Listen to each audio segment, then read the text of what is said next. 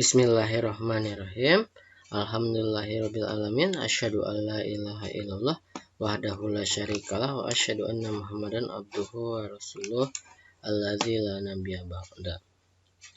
Anak-anakku yang soleh dan solehah, alhamdulillah hari ini kita masih diberikan kesempatan oleh Allah Subhanahu wa taala untuk sama-sama menuntut dan menggali ilmu di Pesantren Persatuan Islam 31 Banjaran.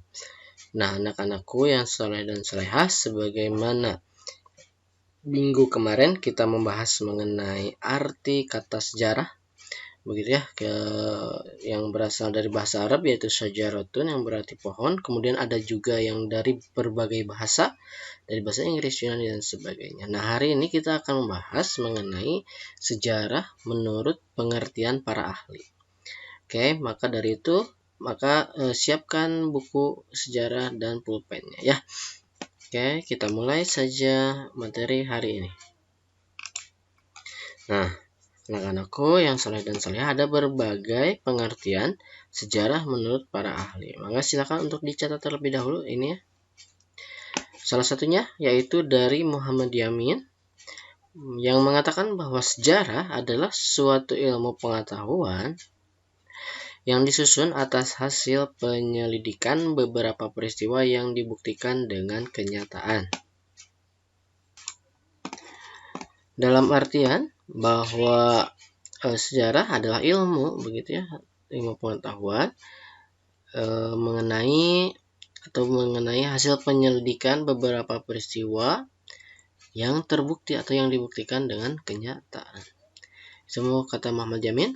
Kemudian kata R. Muhammad Ali mengatakan bahwa sejarah adalah kejadian-kejadian atau peristiwa-peristiwa seluruhnya yang berkaitan kehidupan manusia. Atau sejarah adalah cerita yang tersusun secara sistematis. Apa itu sistematis? Serba teratur dan rapi. Atau sejarah adalah ilmu yang menyelidiki perkembangan peristiwa dan kejadian-kejadian pada masa lampau. Itu menurut R. Muhammad Ali.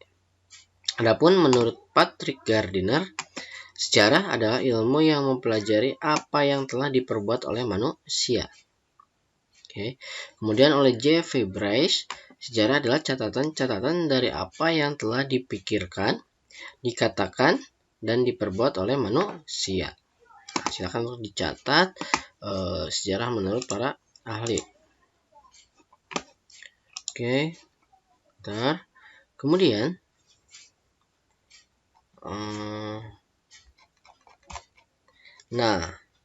jika secara umum begitu ya, pengertian sejarah adalah suatu ilmu pengetahuan yang mempelajari segala peristiwa atau kejadian yang telah terjadi pada masa lampau dalam kehidupan umat manusia.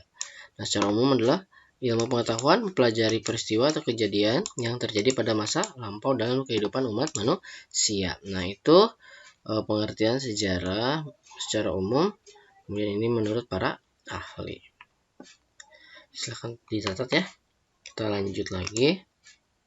Nah, bagaimana karakteristik dari ilmu sejarah? Pertama, karakteristik itu dari ilmu sejarah adalah peristiwanya abadi. Yaitu peristiwa sejarah tidak berubah-ubah dan tetap dikenang selamanya, begitu ya. Tidak berubah-ubah. Kemudian peristiwanya unik.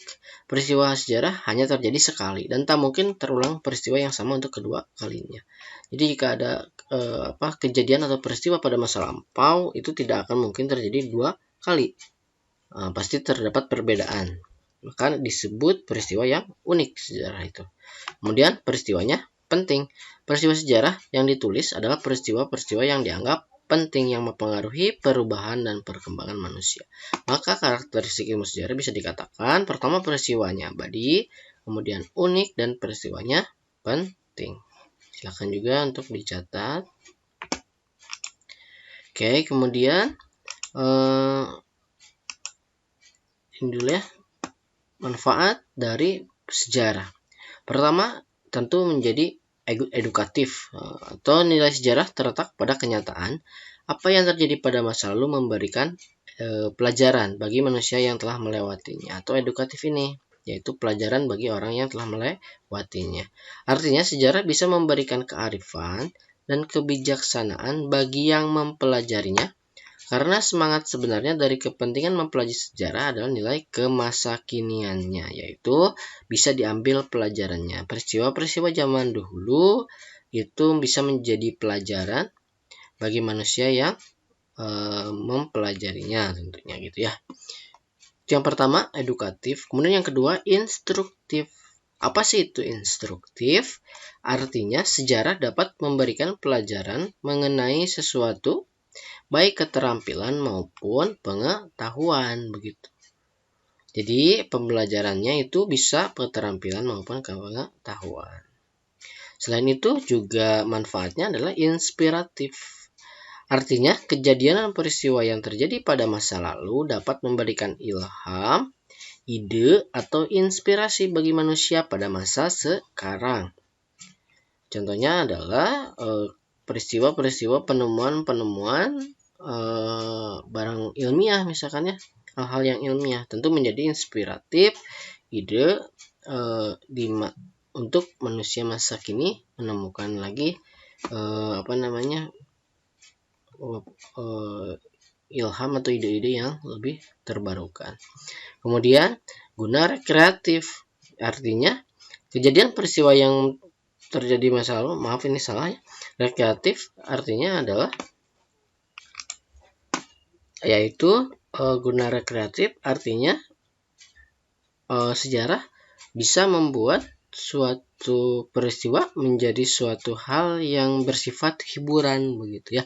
Contohnya misalkan dijadikan materi buat film, materi buat dongeng dan sebagainya. Itu guna rekreatif. Pun ada satu lagi adalah guna masa depan gitu ya, yaitu di mana pelajaran-pelajaran sejarah bisa diambil untuk menata masa depan yang lebih baik. Jadi manfaat sejarah ada 5 ya, edukatif, instruktif, inspiratif, rekreatif, dan guna masa depan gitu ya. Oke. Kemudian sejarah sebagai peristiwa, kisah, ilmu, dan seni. Oke.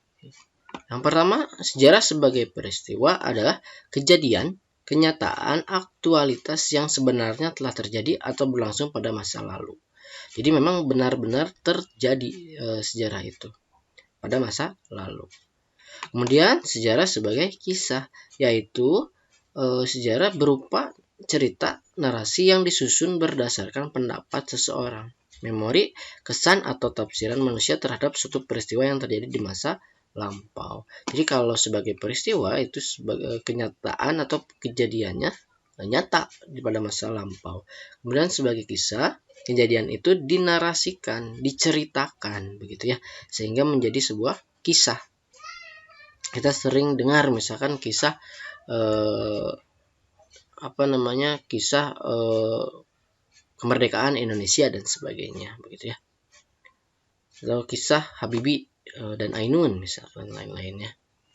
Kemudian sejarah sebagai ilmu adalah suatu susunan pengetahuan tentang peristiwa dan cerita yang terjadi di dalam masyarakat pada masa lalu yang disusun secara sistematis dan menggunakan metode yang didasarkan atas asas-asas prosedur dan serta teknik ilmiah yang diakui oleh para pakar sejarah. Kalau ini tentu bahwa sebuah sejarah bisa menjadi ilmu jika terdapat beberapa hal metode ilmiahnya ya, seperti sistematis dan lain-lain, metode asas-asas, prosedur dan sebagainya. Yang keempat, sejarah sebagai seni. Cara bagaimana membuat pembaca sejarah tertarik atas informasi kejadian masa lalu yang disajikan dengan unsur keindahan yang disertakan di dalam menjanjikan informasi sejarah di masa lalu sehingga akan mencapai sasaran penyampaian informasi sejarah. Misalkan kejadian sejarah ditampilkan dalam film atau di dalam pagelaran kabaret dan sebagainya. Maka itu sejarah sebagai seni begitu ya. Nah, jadi sejarah sebagai peristiwa, kisah, ilmu, dan seni itu seperti ini. Nah, anak-anak untuk hari ini silakan untuk dicatat tadi materi-materinya. Jika terlewat silakan untuk diulang lagi dan di pause terlebih dahulu ya. Oke, jika ada pertanyaan boleh ditanyakan nanti di WhatsApp ya. Assalamualaikum warahmatullahi wabarakatuh.